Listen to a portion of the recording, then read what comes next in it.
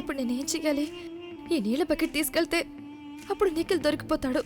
ఆ తర్వాత అభి నన్ను ఇవే నీళ్ళలో ముంచి ముంచి చంపేస్తాడు. తీసుకెళ్ళకపోతే అప్పుడు అభికి నా మీద అనుమానం వస్తుంది. ఏం చేయాలి? ఈ బాత్రూమ్ కిటికీ నుండి పారిపోవాలా?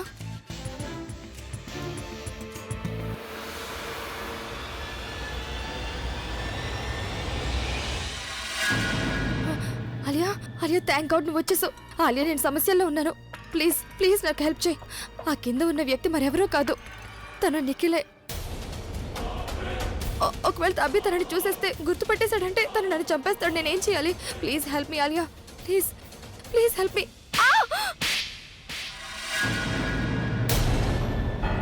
నీలాంటి ఫ్రెండ్ ఉంటే చాలు, ఇక శత్రువులు ఎవరికి అవసరం ఉండదు. నేను నీకు చెప్పాను ప్రవీణ్కి దూరంగా ఉండు అని, కానీ నువ్వు తనని బయట చంపలేకపోయావని ఇంట్లో చెప్పడానికి నిఖిల్ ఇంటికి తీసుకొచ్చావా?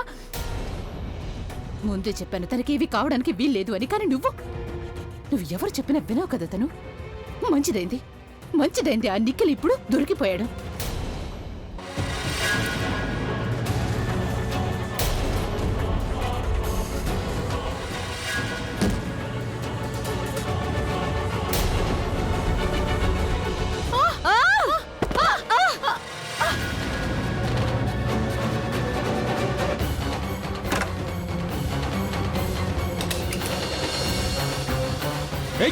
జాగ్రత్త అభి, తలుపు తీ.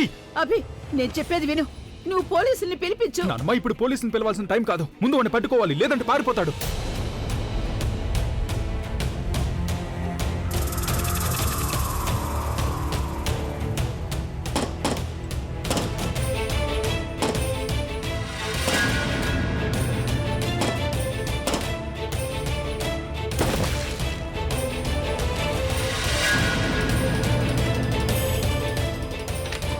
అభి, అభి ఆగు, నేను కూడా వస్తాను. ఆగు బాబు.